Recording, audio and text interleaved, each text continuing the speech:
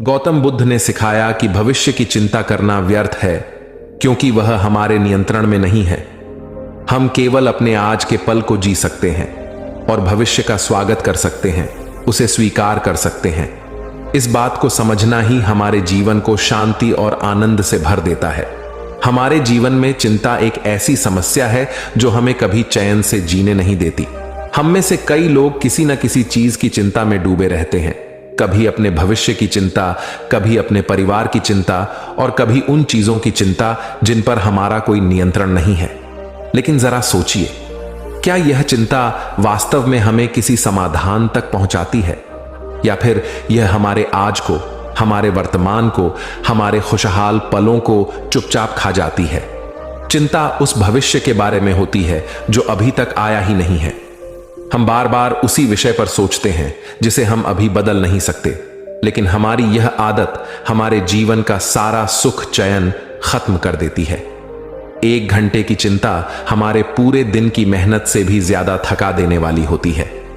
जीवन में आने वाली हर समस्या का हल निकालने के लिए विचार करना जरूरी है, लेकिन जब यही विचार चिंता बनकर हमारे दिमाग को जकड़ लेते हैं तो यह एक मानसिक बीमारी का रूप ले लेता है। दोस्तों, हमारे जीवन में अक्सर ऐसा होता है कि हम आने वाले कल की चिंता में खो जाते हैं। हम सोचते हैं कि कैसे हमारी आने वाली पीढ़ियां सुरक्षित रहेंगी, कैसे हमारे परिवार का भविष्य बेहतर होगा। यह स्वाभाविक है, लेकिन क्या आपने कभी सोचा है कि इस चिंता से हमें क्या मिलता है? तो चलिए इसे एक प्रेरणादायक कहानी के माध्यम से समझते हैं। इस कहानी को अंत तक देखिए, क्योंकि यह कहानी आपकी जिंदगी बदल सकती है। बहुत समय पहले की बात है। एक राज्य में एक बहुत ही धनवान सेठ रहा करता था। उसके पास बहुत धन दौलत थी। एक दिन उसने हिसाब लगाया तो पाया कि उसके पास जितनी भी दौलत है, यह तो केवल उसके बच्चे तक के लिए ही पर्याप्त होगी। वह सोच में पड़ गया कि उसके बच्चों के बच्चे और फिर उनके बाद आने वाली पीढ़ियों के लिए धन की व्यवस्था कैसे होगी। धन के अभाव में तो उनका जीवन बहुत मुश्किल हो जाएगा। इसी बात के बारे में सोच सोचकर वह बहुत चिंतित रहने लगा। लेकिन उन्हीं दिनों तथागत गौतम बुद्ध मगध राज्य में पधारे। तभी उसे किसी ने बताया कि तुम गौतम बुद्ध की शरण में जाओ, वह तुम्हारी चिंताओं का समाधान अवश्य कर देंगे। वह इंसान गौतम बुद्ध के पास जाता है और कहता है, बुद्ध, मैं चाहता हूं कि मेरे पास इतना धन हो कि मेरे बच्चे, उनके बाद उनके बच्चे और फिर उनके बच्चे, इसी तरह से अगली कई पीढ़ियां भी अगर मेरे धन का उपयोग करती रहीं तो मेरा धन समाप्त ना हो। गौतम बुद्ध मुस्कुराए और बोले, बिल्कुल ऐसा ही होगा, लेकिन उससे पहले तुम इस नगर के बाहर वाली झोपड़ी में रहने वाले परिवार को एक दिन के खाने की सामग्री देकर आओ। यह सुन वह बहुत खुश हो गया और तुरंत ही एक दिन के खाने की सामग्री से भरा थैला लेकर नगर की बाहर वाली कुटिया में पहुंच गया। वह जैसे ही कुटिया के अंदर गया तो उसने देखा कि कुटिया के अंदर एक बूढ़ी सांस और उसकी जवान बहू है। बूढ़ी औरत बैठकर ध्यान कर रही थी और उसकी बहू रसोई में खाना बना रही थी। सेठ ने बहू की तरफ देखकर खाने की सामग्री का थैला आगे बढ़ाते हुए कहा, मैं इस नगर का एक अमीर सेठ हूं और तुम्हारे परिवार के लिए एक दिन के खाने का सामग्री लेकर आया हूं, इसे रख लो। यह सुन बहू ने मना करते हुए कहा, लेकिन हमारे पास आज के खाने की व्यवस्था है। सेठ ने कहा, इससे कल के खाने की व्यवस्था हो जाएगी। उस औरत ने कहा, माफ करें, लेकिन हम अगले दिन के लिए भी यह इकट्ठा करके नहीं रखते। हम रोज के खाने की व्यवस्था रोज ही करते हैं। यह सुनने के बाद उस सेठ ने सोचा, एक ये लोग हैं जो अपने कल के लिए भी कुछ इकट्ठा नहीं करते, और एक मैं हूं जो अपने आने वाली कई पीढ़ियों के लिए धन इकट्ठा करने की चिंता में मरा जा रहा हूं। अब उस सेठ को समझ आ चुका था कि आखिर गौतम बुद्ध ने उसे नगर के बाहर वाली इस कुटिया में क्यों भेजा था। अगले दिन सुबह होते ही वह सेठ फिर गौतम बुद्ध के पास पहुंच गया और बोला, तथागत, आप जो मुझे समझाना चाहते थे अब मैं वह समझ चुका हूं, लेकिन क्या आप मुझे थोड़ा विस्तार से बताएंगे कि चिंता होती क्या है, यह कैसे पैदा होती है और इसका निवारण क्या है? गौतम बुद्ध ने कहा, कल के लिए की जाने वाली चिंता हमारे कल को बदले या ना बदले, लेकिन वह हमारी आज की खुशी जरूर छीन लेती है। चिंता एक ऐसी मानसिक बीमारी है जो हमारे जीवन से हर तरह खुशी छीन लेती है और इसे निराश बना देती है। असल में चिंता का कोई वास्तविक अस्तित्व नहीं होता। चिंता एक ऐसा भाव है, ऐसा विचार है जो आने वाले भविष्य के डर से होता है। जिन चीजों के ऊपर हमारा कोई नियंत्रण नहीं, जिनके लिए हम कुछ भी नहीं कर सकते, उन चीजों के बारे में बार बार सोचना ही तो चिंता है। गौतम बुद्ध ने आगे कहा, जरा एक बार गहराई से सोच कर देखो कि जिन चीजों में तुम्हारा बिल्कुल भी नियंत्रण नहीं, जिन्हें तुम चाहकर भी नहीं बदल सकते, अगर उन चीजों के बारे में तुम पूरा दिन ना भी सोचो तो क्या बिगड़ जाएगा? उस इंसान ने कहा, बुद्ध, तो क्या आपके कहने का अर्थ यह है कि हम किसी भी चीज या घटना के बारे में सोचना ही छोड़ दें?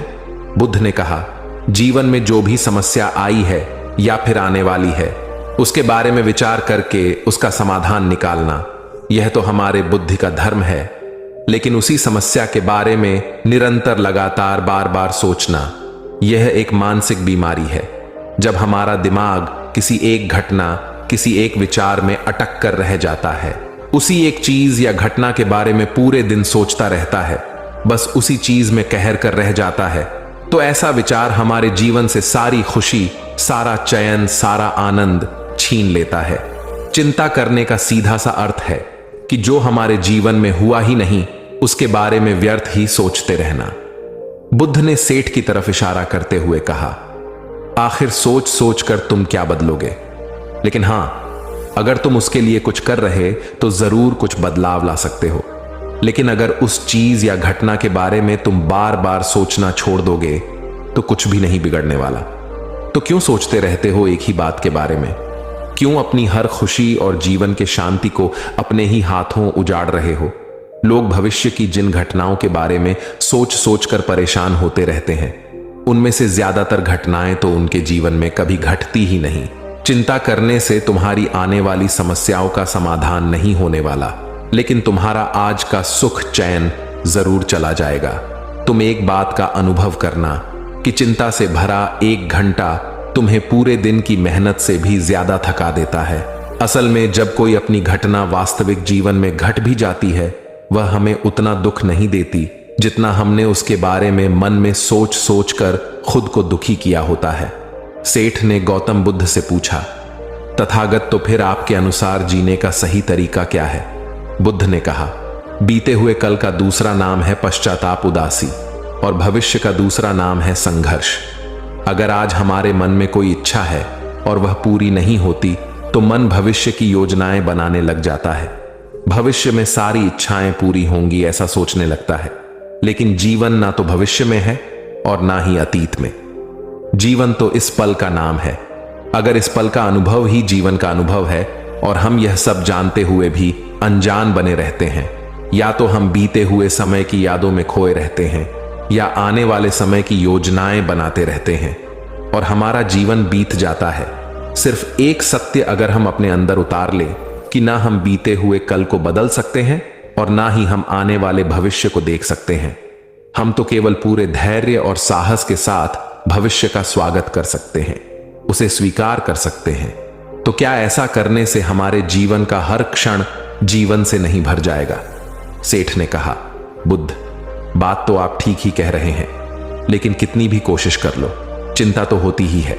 ज्यादा नहीं तो घर परिवार की चिंता तो रहती ही है। बुद्ध ने कहा, चिंता होना तो स्वाभाविक है, लेकिन उस चिंता को चिंतन में बदलना हमारा काम है। चलो तुम्हें एक बात स्मरण कराता हूं जो तुम पहले से ही जानते हो। तुम्हारे आने से पहले भी यह संसार था, यह समाज था, परिवार था, और जब तुम इस दुनिया से चले जाओगे तब भी यह सब कुछ रहेगा। तुम्हारे आने और जाने से इसमें कुछ ज्यादा बदलाव नहीं आया। वैसे भी तुम्हारे आने से पूर्व और जाने के बाद का समय तुम्हारे हाथ में है ही नहीं। तुम्हारे हाथ में है केवल और केवल वह समय जिसे तुम अभी जी रहे हो, वो समय जिसमें मैं अब भी तुमसे बात कर रहा हूं, तुम मुझे सुन रहे हो, बस यही तुम्हारे हाथ में है। और हर बार तुम्हारे हाथ में ही बस इतना छोटा सा ही एक पल आता है और फिर वह हमेशा के लिए गायब हो जाता है। तुम इस पल का क्या करोगे? चिंता करके इसे बर्बाद करोगे? मैं तो यही कहूंगा कि हर इंसान को चिंतन करना चाहिए इस बात का कि कैसे इस समय का अधिक से अधिक उपयोग किया जा सकता है, कैसे अधिक से अधिक महान कार्य हम कर सके, कैसे हम सब में आनंद बांट सके। ध्यान रखना, कि चिंता इंसान को उसकी चिता तक ले जाती है और चिंतन उसके मन को कुंदन बना देता है। सेठ ने कहा, बुद्ध, मैं आपकी बात समझ गया कि हमें जीवन को ज्यादा गंभीरता से ना लेकर इसे पूरी ऊर्जा और आनंद के साथ वर्तमान में जीने की कोशिश करनी चाहिए। सेठ ने आगे प्रश्न किया, लेकिन बुद्ध, अगर कोई इंसान चिंता से घिर चुका है तो वो इससे बाहर कैसे आ सकता है? गौतम बुद्ध ने कहा, तुम कभी किसी बड़ी सुरंग से बाहर निकले हो? कितना भयानक अंधकार होता है सुरंग के अंदर। हमेशा ही यह डर लगा रहता है कि अगर इसके अंदर फंस गए तो क्या होगा, कैसे निकलेंगे इस सुरंग से ही। लेकिन अगर ध्यान से देखें तो सुरंग चाहे कितनी ही बड़ी क्यों ना हो, सुरंग के दूसरे किनारे पर हमेशा प्रकाश ही होता है और उस प्रकाश तक वही पहुंच पाता है जो उस पूरी सुरंग को पार करके सुरंग के दूसरे दौर तक पहुंचता है।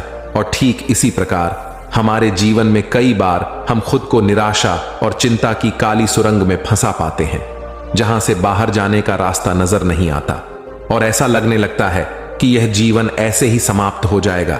लेकिन ऐसी परिस्थिति में ठीक उस सुरंग की भांति इस निराशा और चिंता को समाप्त करने वाला आशा का प्रकाश उसे ही मिलता है, जो निरंतर आगे बढ़ता रहता है, जो लगातार प्रयत्न करता रहता है। इसीलिए अगर तुम्हारे जीवन में कभी भी उदासी और चिंता का पल आए तो रुकना मत, बस लगातार प्रयास करते रहना, तुम्हें सफलता अवश्य मिलेगी। अब तक सेठ गौतम बुद्ध की बातें समझ चुका था। उसने बुद्ध का धन्यवाद किया और वहां से चला गया। इस कहानी से हमें यह महत्वपूर्ण सीख मिलती है कि जीवन में जब भी निराशा या चिंता का पल आए तो रुकना नहीं चाहिए।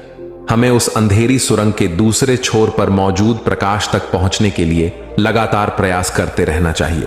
जीवन का असली आनंद और शांति वर्तमान पल में ही है। बीते हुए कल का पश्चाताप और आने वाले भविष्य की चिंता हमें जीवन के सबसे महत्वपूर्ण पल वर्तमान से दूर कर देती है। इसलिए वर्तमान को पूरी तरह जीना चाहिए। चिंता हमारे मन की एक कल्पना मात्र है जो भविष्य की अनिश्चितताओं के डर से उत्पन्न होती है। यह हमारी वर्तमान की शांति और खुशी को छीन लेती है, जबकि भविष्य पर हमारा कोई नियंत्रण नहीं होता। समस्याओं पर विचार करना आवश्यक है, लेकिन समस्याओं के बारे में लगातार सोचना और उन्हें लेकर चिंता करना व्यर्थ है। हमें अपनी चिंताओं को रचनात्मक चिंतन में बदलकर समाधान की दिशा में कदम उठाने चाहिए।